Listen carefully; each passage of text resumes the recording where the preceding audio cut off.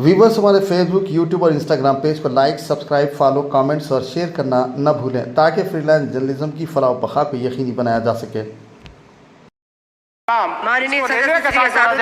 सभापति महोदय, आपने मुझे बोलने का मौका दिया। मैडम, आपका शुक्रिया। बजट की स्पीच में फाइनेंस मिनिस्टर ने 4 बरादरियों का जिक्र किया। भारत की सबसे बड़ी अक़लियत मुसलमान है, 17 करोड़। मैं हुकूमत से जानना चाहता हूं कि क्या 17 करोड़ मुसलमानों में गरीब नहीं है, नौजवान नहीं है, किसान नहीं है, ख़वातीन नहीं है? वतन अजीज़ में सबसे गरीब मुसलमान है, सबसे ज़्यादा नाखवानगी मुस्लिम ख़वातीन में। AIDS और PLFS का डेटा ये बताता है कि मुसलमानों में सबसे कम असासे है और कंजम्पशन लेवल दूसरे मजहबी ग्रुपों के बनिस्बत सबसे कम है। तालीमी इदारों में मैडम 15 और 24 साल की उम्र में भर्ती एनरोलमेंट में मुसलमानों की सिर्फ 29%, शेड्यूल कास्ट की 44%, हिंदू OBC के 51% और हिंदू अपर कास्ट की 59% है। हायर एजुकेशन मुसलमानों का एनरोलमेंट सिर्फ 5% है। PLFS का 2018-19 का डेटा विज एम्प्लॉयज बताता है कि मुसलमान 22% थे, 2022-23 में 15% हो चुका है। सेल्फ एम्प्लॉयमेंट में मुसलमान, हिंदू, सिख से ज्यादा 58.4% है। रेगुलर वेज एम्प्लॉयमेंट में सबसे कम मुसलमान है 15% और कैजुअल लेबर में सबसे ज्यादा मुसलमान 26% है। तो मुसलमानों का शेयर रेगुलर एम्प्लॉयमेंट में लॉस हो रहा है एम्प्लॉयमेंट का। मुसलमान नौजवानों का ना रोजगार मिलता है, ना तालीम के मौके, ना हुकूमत उनको कोई तरबियत सहूलत दी जाती है। मैं मोदी हुकूमत को एक मुसलमानों का अछूत बना दिया है, ना कोई सियासी नुमाइंदगी है, ना मुल्क की तरक्की में इनका कोई हिस्सा दिया जा रहा है। मैं मैडम माइनॉरिटी वेलफेयर मिनिस्ट्री में 2023-24 में 38% की बजट में कमी कर दी गई, 5,000 से 3,000 करोड़ कर दिया गया। इस साल के बजट में सिर्फ चंद 100 करोड़ का इजाफा किया गया, मगर 23-24 के बजट के लेवल पर पैसे मुख्तसर नहीं किए गए। ये मोदी हुकूमत की बदनीयती और झूठा कमिटमेंट है, झूठा कमिटमेंट अक़लियतों के ताल्लुक से। तालीम के उस अक़लियती स्कॉलरशिप मैडम अक़लियतों के गरीब तुलबा और तालिबात को जियाती रकम में कमी कर दी गई। 2019 में मोदी ने कहा था कि 1 करोड़ स्कॉलरशिप दिए जाएंगे, अब सिर्फ 58 लाख दिए जा रहे हैं। 47% अक़लियती एप्लीकेंट्स को हर साल स्कॉलरशिप से महरूम कर दिया जा रहा है। 10 साल से मैं कह रहा हूं कि डिमांड ड्रिवन करो। डिमांड ड्रिवन के लिए सिर्फ 3,000 करोड़ की जरूरत है, मगर ये हुकूमत सच्चाई को और ईमानदारी से काम नहीं कर रही है। 2007 और 8 से माइनॉरिटी स्कॉलरशिप का नंबर इजाफा नहीं हुआ है।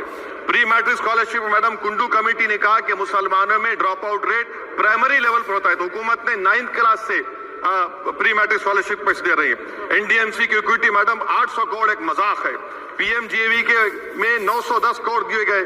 सारी दुनिया जानती है कि जहां मुसलमान बसता है गांव में, शहर में, वो अंडर डेवलप एरिया है, और आप मजाक करें ऊंट के मुंह में जीरा देकर। हज में 97 करोड़। हज कमेटी एक रिश्वत का मरकज बन चुका है। प्राइवेट टूर ऑपरेटर्स के एक लाइसेंस के लिए पैसे देना पड़ता है, बिल्डिंग सिलेक्शन के लिए पैसे देना पड़ता है, मीना मुजदलफा में कंपनी के सिलेक्शन के लिए पैसे देना पड़ता है। मैं हुकूमत से मुतालबा करता हूं कि खत्म किया जाए और CBI से इंक्वायरी करवाई जाए। मोदी हुकूमत को अक़लियतों, बिल्कुल मुसलमानों से नफरत को खत्म करना पड़ेगा। मुसलमानों को उनका दस्तूरी हक मिलना चाहिए। आप कैसे विकसित भारत बनाएंगे अगर 17 करोड़ मुसलमान नफरत करेंगे? मैडम, पूरी स्पीच में फाइनेंस मिनिस्टर के बच्चों का जिक्र नहीं है। आज हमारे देश में 66 लाख बच्चे रोज भूखे सोते हैं। 46 मिलियन बच्चे स्टंटेड हैं मेल न्यूट्रिशन की वजह से। 25 मिलियन बच्चे वेस्टेड हैं। मासूम बच्चों की ये बदकिस्मती और बदबख्ती है कि एक शख्स चाय बेचकर वजीर आजम बन गया। LTC long term capital gain tax madam was decreased from 20 to 12.5%. However, the indexation benefit has been removed and won't apply to any property purchased after 2001. This will be detrimental to the growth of real estate, limit household capital formation and impact employment generation in construction sector. This change in LTCG is a quasi-wealth tax on household, particularly the middle class.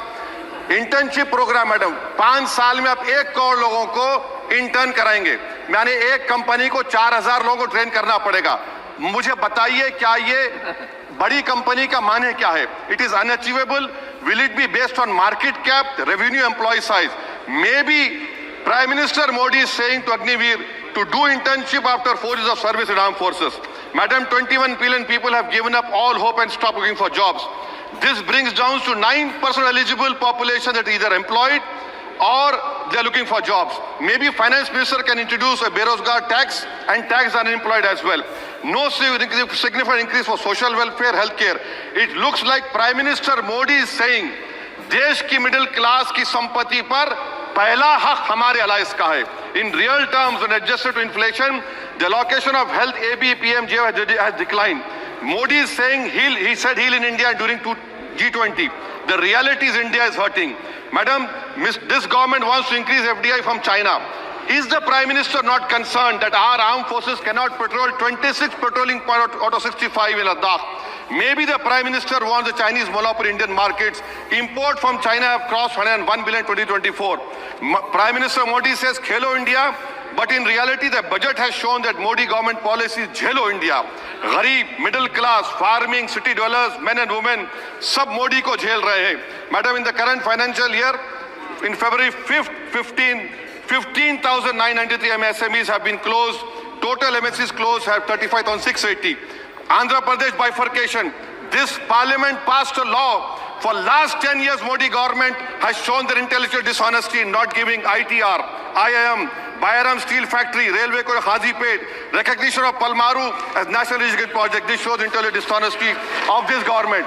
Madam, I end my speech by quoting a famous poet, and I'm amending certain verses.